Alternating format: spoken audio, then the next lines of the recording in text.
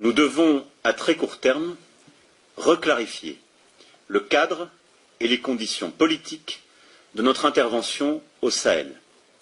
D'abord et avant tout, avec les 5 États africains, membres du G5 Sahel. J'attends d'eux qu'ils clarifient et formalisent leurs demandes à l'égard de la France et de la communauté internationale. Souhaitent-ils notre présence? Ont-ils besoin de nous? Je veux des réponses claires et assumées sur ces questions.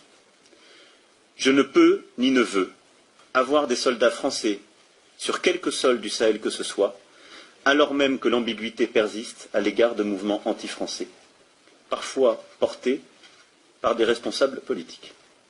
La République française Macron, qui lui a fait savoir, et hier il a dit explicitement, après le sommet de l'OTAN, qu'il faut que les voix qui suscitent, portent, divulguent ce qu'il appelle le sentiment anti-français dans les pays francophones d'Afrique se taisent.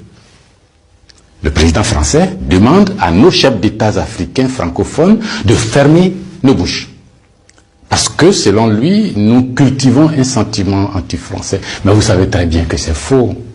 Monsieur le président Macron, il n'y a pas de sentiment anti-français ici. Ce que vous appelez sentiment anti-français, d'ailleurs, comment vous allez présenter ça? Je suis en train de parler en français, là. J'ai rien contre le français en tant que langue. Je parle pas en sénoufou, ou en djoula, ou en serer, ou en wolof, ou je ne sais quoi, soninké, bambara, ou quoi d'autre. Je parle en français. Je n'ai rien contre le français. J'écris, je m'exprime, je travaille en français. Je n'ai rien contre les Français. Nous n'avons ici, en Afrique francophone, rien contre les Français. Ils sont nombreux, ils ont des entreprises, ils créent des emplois pour nous, ils payent des impôts. Nous sommes nombreux à travailler avec eux, à travailler pour eux. Ils travaillent souvent pour nous. Nous sommes des amis, nous nous marions, nous vivons ensemble, ici comme en France, sans aucune animosité. Donc, c'est pas un sentiment contre les Français ou contre le Français. Ce que vous appelez sentiment anti-français en réalité, c'est un ras-le-bol, c'est une révolte, c'est un refus de la mainmise de l'État français sur nos autorités et par ricochet sur nos économies, sur nos peuples. C'est ce que nous refusons. Les relations incestueuses entre l'État français et les États africains, c'est ce que nous refusons. Les relations de connivence entre l'État français et les États africains, c'est ce que nous refusons. Parce que simplement ces relations étouffent la démocratie, ces relations étouffent le respect des droits de l'homme, ces relations étouffent la possibilité que nous devons avoir de demander des comptes à nos dirigeants. Ces relations étouffent l'expression plurielle chez nous. Il n'y a que ce que le président dit parce qu'il est d'accord avec Paris, donc c'est ce que lui dit qui est bon. Monsieur le président, c'est ce qui nous révolte. On a le sentiment que vous êtes complice de nos chefs d'État pour nous brimer. On a le sentiment que les droits de l'homme que vous faites respecter en France, les libertés individuelles que vous faites respecter en France, la déclaration universelle des droits en France, déclaré là-bas par vos ancêtres, monsieur le président, on a l'impression que vous considérez que nous, en Afrique, on n'a pas droit à cela. Nous, en Afrique, on n'est pas digne de cela. Nous, en Afrique, on n'est pas suffisamment humain pour avoir les droits humains. C'est ce qui révolte cette jeunesse-là. La conséquence, vous voyez chaque jour de nombreux jeunes essayant d'aller là où les droits sont respectés, là où les libertés sont respectées, là où on a le sentiment qu'ils sont des hommes. C'est ce qu'il faut changer, monsieur le président. C'est ce qu'il faut changer. Vous pouvez parler 1000 fois à nos chefs d'État, vous pouvez leur donner des instructions 1000 fois, mais ça ne changera rien dans la tête des populations africaines ici, dans l'esprit des populations africaines ici. L'idée est que nous voulons redevenir des hommes libres. Nos ancêtres ont été vendus comme des marchandises par vos ancêtres. Comme des marchandises. Pendant de 1500 à 1890, c'est par là, comme des marchandises. Nous fermons les yeux là-dessus. Nos parents ont été gouvernés par la décision que vos parents ont prise à Berlin de venir s'accaparer nos territoires, nous-mêmes, nos fleuves, nos rivières, nos matières premières, de prendre possession de nous.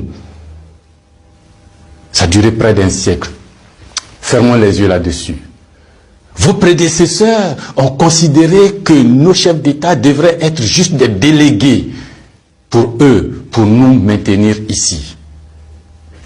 Comment on peut avoir le sentiment français quand on descend à l'aéroport d'Abidjan, le boulevard qu'on prend s'appelle Giscard d'Estaing. Le pont qu'on emprunte s'appelle De Gaulle. Et la route qu'on utilise pour aller à l'université s'appelle boulevard Mitterrand. Et puis partout, on a Trèche-la-Plaine, Port-Bouët, Binger. Non! Ce que la nouvelle génération veut, ce que nous voulons, c'est l'autodétermination. Que nos chefs d'État nous rendent compte ici, qu'ils ne soient pas obligés d'aller vous rendre compte pour se donner une certaine légitimité, comme Macron est d'accord avec moi, comme Chirac est d'accord avec moi, comme le chef d'État français est d'accord avec moi. Donc ici, vous allez faire ce que je dis parce que sinon vous allez avoir des problèmes. Monsieur le Président, tant que ça durera comme ça, les gens ici auront le sentiment que l'État français est complice de leur brimade, de leur pauvreté, de leur chômage. C'est ce que nous voulons changer. C'est ce que nous voulons changer. Renvoyer Kako Noboko, renvoyer Kémy Séba, renvoyer Nathalie Yamb, contester les propos de Salif Keïta ou je ne sais qui d'autre, ça ne changera rien. C'est dans la tête de chacun. Chacun de nous, les gens, ces idées-là ont imbibé notre esprit maintenant. Le désir de liberté, vous devez connaître ça. Vos ancêtres se sont battus pour avoir cette liberté. On fait plusieurs guerres pour jouir de cette liberté. Ce que nous voulons, c'est ça. Liberté de commerce, liberté de nous organiser, nous autodéterminer, faire ce qui est bon pour nous, sans nuire à vos intérêts. Mais ça ne vous dit pas de venir nous imposer vos intérêts. Si vous pensez, chers auditeurs, que ce message vaut la peine d'être diffusé et que nous soyons nombreux à nous l'approprier, sans animosité, sans bestialité, mais avec fermeté et conviction, il faut liker, il faut partager. Parce que c'est l'Afrique de demain qui se joue là. Nous ne voulons plus être des marchandises, nous ne voulons plus être sous la tutelle de quelqu'un, nous voulons redevenir des hommes libres. Merci.